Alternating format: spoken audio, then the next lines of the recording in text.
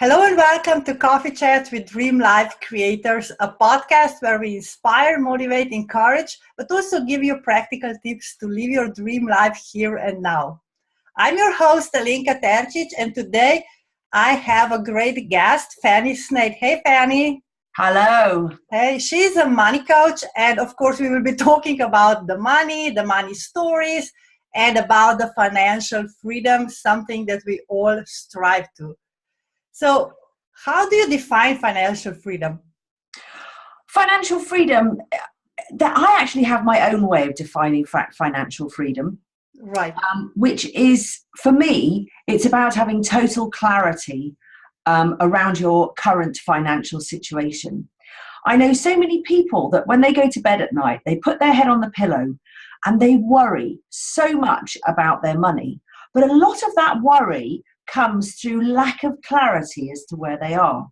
So my personal financial freedom is about having that clarity, that first step on the road to what other people call financial freedom, which I call financial independence.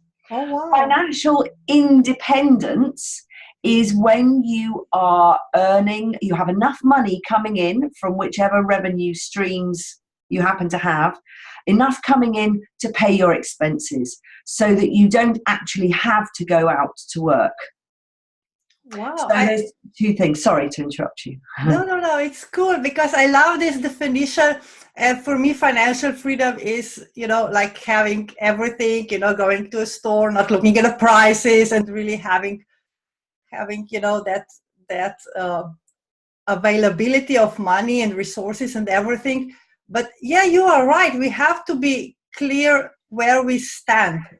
Absolutely. The first place that people are stuck in is the money fog, I call it, whereby they know things aren't right. They know they don't feel happy around their money situation. They are probably assuming that things are really terrible. I know that people have, when they've actually got that financial clarity, that the picture isn't actually as bad as they think it is.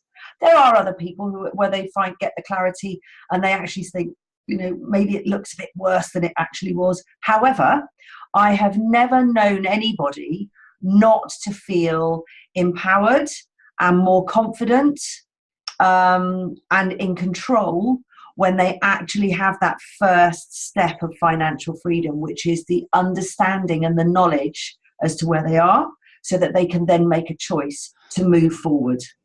Right, and it's so important. It's like going to a doctor and, you have to know where you are, what's hurting, where you are bleeding or whatever. And I think that even myself, That's really good. want that freedom and abundance and being wealthy and rich and having 1 million, and we will talk about that later. But, really realizing where you are and that you are not maybe, looking how far you've come instead of how far have you go. Exactly. And having already everything you can imagine and having more than you ever expected. Exactly. And I mean, I know that you're a big follower of the law of attraction. Yeah. I am too. And it's fascinating how if you believe that you are where you are with money and that's it, then that is it. That's what you will have. So just taking some time to just focus on that first step. I always seem to be a lot of F's when I talk about this. Focusing on the first step to build a firm financial foundation for your future. Oh, wow. is the clarity. Is the clarity, is being clear of saying, right, I am here. And this is the path that I want to follow to get to my financial best. But you can't do that if you don't know where you are. You can't, I mean, what's the age-old saying? If you don't know where you're going, if you don't know where you are, you can't work out how to go where you want to get to. Exactly. So how do you get this clarity? What are you talking about? Just listing down your income, your expenses, your debt, or? Okay. So in my opinion, to be financially successful, you need to have three things. They're a really good start. Just three. Just three things. You need to get the clarity, Right. which I'll talk about in a minute. I will talk about in a minute. You need to understand your relationship with money, which is a massive, big thing. And I mention this now because it's often number two, which prevents people getting the clarity. Okay. And then number three is having your goals and dreams and your values and your aspirations that you can then work towards.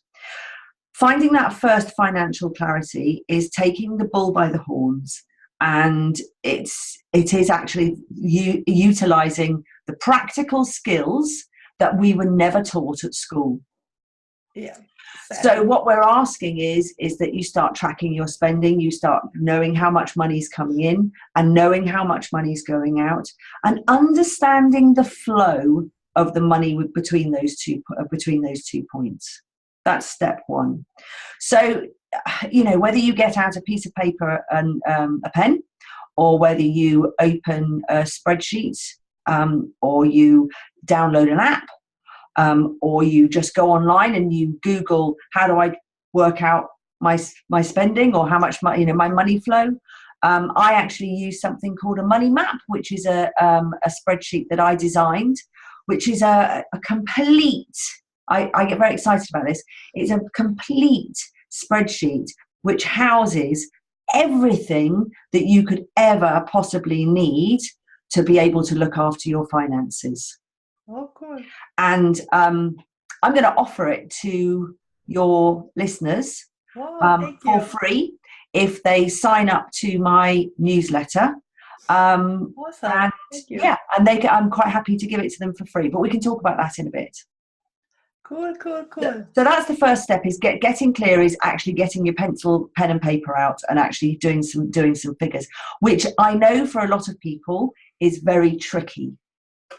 But nobody's going to do that for you at the end of the day, which is why I said the three things, because the mindset, the relationship side is possibly the thing that comes first, is just getting a little bit understanding about where you are and how you feel about money. Exactly. And if you see it, then you can identify where it's leaking. And oftentimes those coffees and snacks and things like that you really don't need, but they're so nice to have.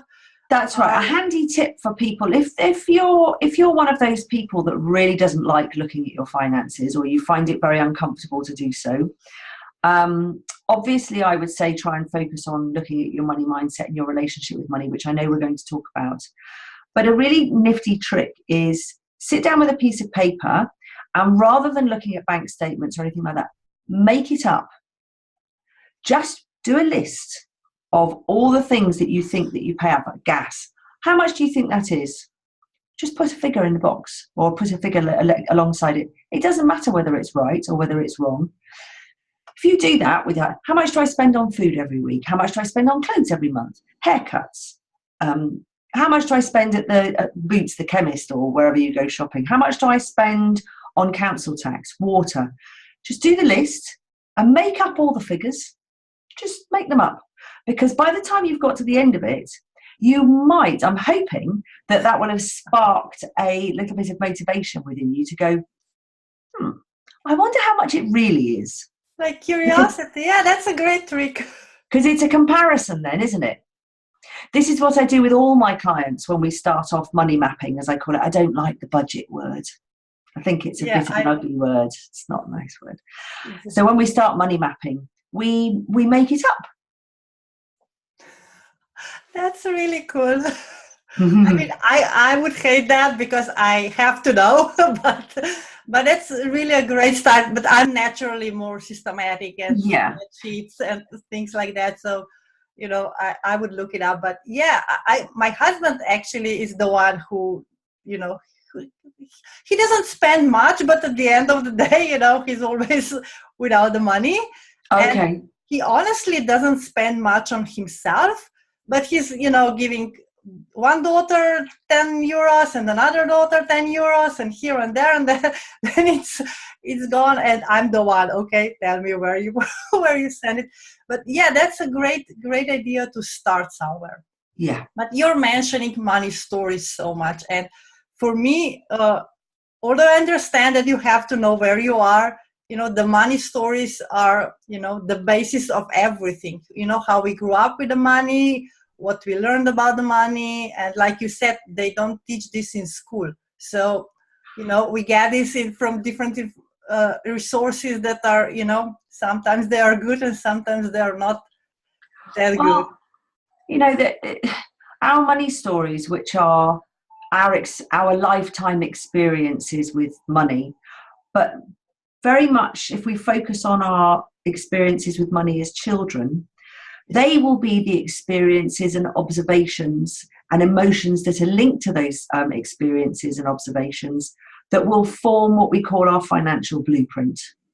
They are our real, the real, well, I suppose there's no other word for it really, the real blueprint, the design, the actual sort of like the way we are around money is determined by the kind of things that we experienced as children. And it's interesting in the fact that if we're receiving, or if we have negative experiences and observations, that isn't really going to help us to be able to deal with or talk about or feel comfortable with money as adults. And if we have negative feelings or beliefs around money as adults, that's going to be a roadblock to us actually being able to practically manage our finances. Now, if you were to have a child that's had really positive experience around money as a child, of which there are some, not probably as many as there are negative, in my humble opinion, you will find that they will be the adults that are very happy and very comfortable talking about money, very happy and comfortable to be able to deal with money. So it's not really about ability. None of us are born with a natural ability on how to look after money. None of us are born financial geniuses. It's very much down to how we feel, believe, and behave around money as we're growing up through life. And if you think about it, every single thing that we buy, every single monetary transaction that we're involved with tells a story. Yeah. Every single one, whether it might be just buying some sweets at the sweet shop, which is just a small transaction that just comes into our life and is forgotten, or it might be a big ticket purchase. It might be the first buying of a house, or the buying of a very expensive pair of shoes that we've wanted for a long time, or we might go and treat ourselves at a spa, or buying that first, well, when I was children, buying our first records, pieces of music, etc. So all of those add to our stories and are really, really important when considering how we treat money and behave around money as adults. And as a money coach, one of the things that I'm looking for when talking to my clients about their money stories is I'm looking for instances in their lives, significant instances in their lives, and they may not be significant to other people, but they'd be significant to them, that will then plant a seed of a belief which then triggers that emotion to come up again and again and will then form a pattern. If I give an example, say for instance, if I give an example, say for instance, you see your parents fighting around money when you're a child, which is very common. So they've got two parents standing there fighting and the child's watching. It might not necessarily happen that the child goes, okay, so I see my parents fighting around money. And it's just an instance. What will tend to happen is they'll go, oh, they're fighting. Oh, that's a bit scary. So fear will be lodged in the brain. And what will then happen is that when money comes up again and comes up again, the association between money and fear will come up and will link itself together. And that will repeat and repeat and repeat. And for those people who have had fear attached to money, by the time they get to adulthood, they will very often likely want to put their head in the sand and not have to deal with money at all. Because who wants to deal with something that they associate with fear? Exactly. The words that I have coming up when people are talking to me about money: fear, anxiety, guilt, shame, a feeling of never enoughness, a feeling of not being enough. Yeah. They talk to me of glass ceilings, that they can't seem to get above a certain level or a certain place that they want to financially. And then there are lots and lots of people who just want to put their head in the sand and not want to deal with money at all. And all of those feelings and emotions will have come from instances in their childhood or in the early part of their lives that will create associations with those emotions and money, and will then come out as repeated negative beliefs and negative patterns of behaviour that just don't serve them as adults, and hinder their chances of financial success. So my job is to work out what those are and then change them, because that's the good point. They can be easily changed, very easily changed. So one thing is definitely identifying it, because I think that many of us don't see it. You know, like when you're talking to someone, they see it immediately, but you are so inside your story that you are justifying and, that's it, you know, living it, that you don't see that it is hurting you actually. And then I think that it's really important to have someone that helps you get out and to see that it's not serving you anymore. So how do you do that? Okay, so the first thing that I do, I studied money coaching through the Money Coaching Institute, which is a company in America. And it was founded by a lady called Deborah Price in 2000, I think in about 2000. And she was a financial advisor for many years. But what she realized was that people were coming to speak to her about their money. And it became very apparent that just taking their money and investing it for them wasn't actually solving their problems. And that she was working out that their money story and their feelings around money were very important in their relationship with money. So she came up with 8 money archetypes. Okay. Which is, the archetypes are just fantastic characters who all have 8 different characters who all have totally different traits and behaviors around money. And what we can do is we can look at those 8 characters and we can associate our behavior with the archetypes. One of the archetypes is the fool. There's some that have got quite brutal names. We've got the fool, the martyr, the tyrant, the victim, the innocent, the magician, creator, artist. I don't know if I've forgotten one. Did I say the martyr? And the martyr. Yeah. And it's really important to remember that these archetypes are not who you are, but they're where you are. So I would start off by looking at somebody's money story. I would ask them to write quite a full money story, going through chronologically through their lives. And I would be looking at experiences and the observations that they've had and looking for those patterns, and then looking at the emotions that are associated with those behaviors. I would also be looking at inherited traits from parents and grandparents and other significant people during childhood. And what I do is I bring in all these feelings and emotions, and I've got a wonderful trick, which is a spreadsheet, which we call a money coaching pattern grid. And I throw it all in there and work out which are the most prevalent archetypes of this particular person at the moment. And remember that they change. It's a very dynamic thing. So when you become aware of the negative behaviors and patterns that you have, you can then change them. Because the thing is, you probably didn't even notice that you had them before. Yeah, exactly. Well, how many people do you hear go, "Oh, I'm rubbish with money"? Yeah. That's such a surface statement that really is, "I'm rubbish with money." Okay, well, what does that mean? Where does it come from? Is it something you like? Why has this happened? And how can we change it? And using all of those questions, I can then use the archetypes to say, well, through the experiences that you've had as a child, you've got a very strong innocent.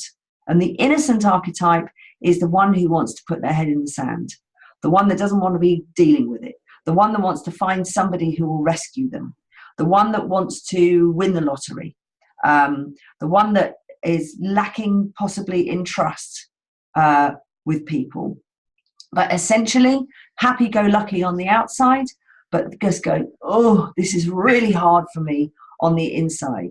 Now, when I can say to somebody, you've got a really strong innocent archetype, they go, have I?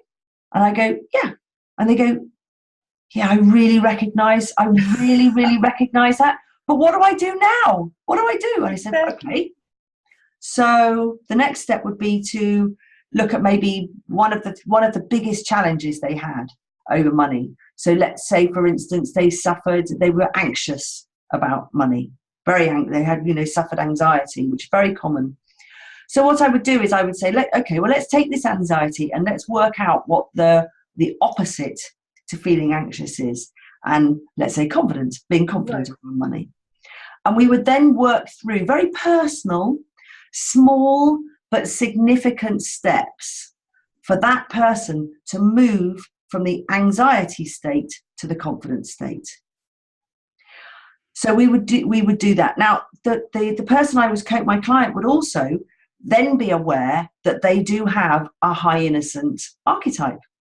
So during their everyday life, one, they will have a strategy on how to cope with the anxiety, but they would also be saying, oh my God, I feel like this, when something comes up. And then I would teach them to say, so which archetype's in the room at the moment?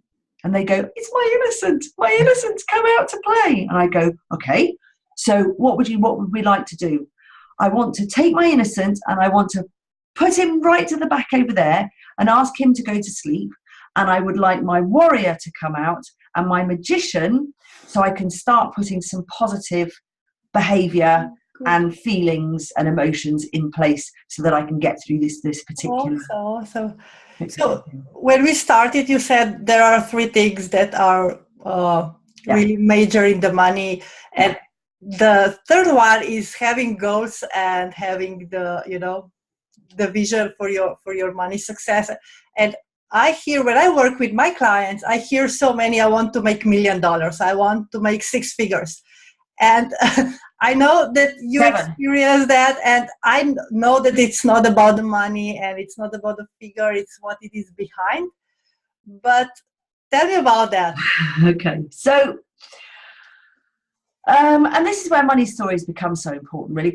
Have I got 2 minutes to share with you my money story in brief? Yeah, we have a few minutes more. Okay, so my mum was married 3 times by the time I was 12, married and divorced 3 times by the time I was 12, and I believe all 3 of those marriages were based on money. My mother came from a very wealthy family, and my father came from just humble beginnings. His parents had a garage in London. And they got married, and soon after, my grandfather died and left my mum a pretty good fortune. Mum was like, yeah, let's go and have a party, and let's go and buy some nice houses and nice cars. My dad was going, no, that's never going to work. We need to work it all out. And the money came between them and they split. So that was that. The second husband, I think, was a marriage of status. I think my mum thought he had more money than he actually did. And also he was quite abusive. So my mum's answer to that was to send me off to boarding school. Now, I knew I came from a wealthy family. I was very grateful for that. But when I got to boarding school, oh my goodness, there were some really, really wealthy people there. And actually I then became the pauper for the next 3 years. It was weird, really weird. That magic marriage ended. Then my mum decided that she was going to marry her bank manager. The fortune was going down quite significantly by this point, and she wrote us a letter, said, don't worry, darlings, I'm going to marry my bank manager, everything's going to be fine. So she did. Within 18 months of the wedding, he had decided to take all of my mum's money and give it to an East End gangster. So we were left with £76. Now, that to me made me want to go, oh my God, this is just awful. I am never, ever going to rely on anybody for money apart from myself. And I am going to be financially successful all by myself. And for some reason, somewhere in my mind, I said, I'm going to be a millionaire. So over the next years, I started work at 12. I can put my hand on my heart and I can say I saved 10% of every single wage check that I got. best piece of advice ever. Okay, pay yourself first. Yeah. And I collected money. I collected money. That was it. I was just collecting it. And I didn't really know what I was going to do with it, but I was collecting it. So as the time went on and I was investing it and bought my first house quite young, etc., eventually I got to having £1 million. And it was really interesting. On the day that I had £1 million, I said to my husband, I said, we've done it. We've got £1 million. And he looked at me and he went, well, it hasn't got anything to do with me. And I went, oh, okay, because he wasn't interested in money at all. Yeah, and it doesn't change anything. It doesn't. And I thought that what was going to happen is there were going to be bells and flags and whistles, and it was going to be amazing, and I was going to be rich, and nothing happened. Nothing happened. And I also realised that as I'd been collecting all of this money, there was no joy. There'd been no joy in it. So soon after that, actually, that was when I decided to become a money coach. Because I couldn't stay as I was. I needed to change. I needed to work out what this relationship I had with money, which was quite frankly really not healthy. Yeah. And I also wanted to help other people to be able to collect money, but in a different way. So I knew that I've been able to get myself wealthy. I wasn't earning a lot of money. Both my husband were earning less than £20,000 a year. So I knew that it was possible that by wise choices and focusing on your money, by God, I've been focusing on my money, probably a little bit too much, that you could get yourself wealthy from not earning a lot of money. But I wanted to be able to learn for myself how to enjoy money and how to be able to be a magician when it came to money, which is the archetype that we all want to be. And once I had got the basis of that, and don't get me wrong, I am not perfect when it comes to money under any, under any situation. I don't think anybody's really perfect when it comes to money, but I got a pretty good grasp on it now. And I really want to share that with people. No, I love that, because I'm always telling people, it's not about the number, it's what you can do with the money that you have. That's right. And one of the best exercises for me is, just listing how much you need in terms of food bills and, housing, and how much you want, like an extra, 3 better car, whatever you want. Well, that's your first step to financial freedom.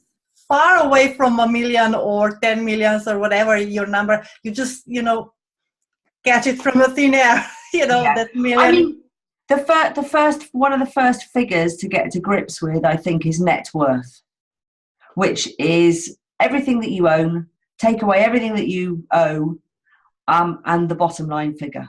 Yeah. And it's a really good figure to start with. Not only to have a figure of how much your life costs on a monthly basis, but also to have that bottom line figure of your net worth. Cool. Okay, so when you were talking about the gift that you're giving us, and where can people subscribe to your newsletter, where can they learn more from you? Okay, so what I would suggest is for everybody to learn more about the archetypes. And you can find out which archetype or which couple of archetypes are running your money show today if you were to go to my website, which is www.fannysnaith, that's SNAITH.com.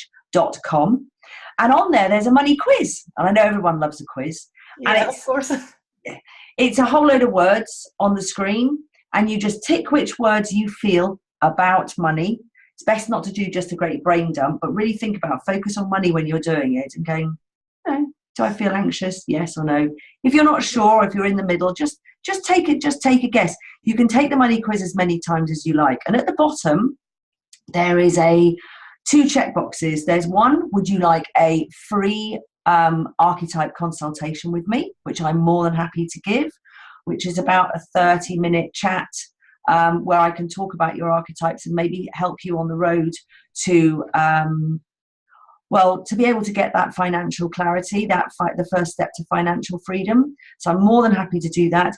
But also I would, today, if people sign up to my newsletter, and I don't bombard people with emails, I will send them the money map if they would like it. Oh, cool. Yeah, awesome. Thank you. Okay.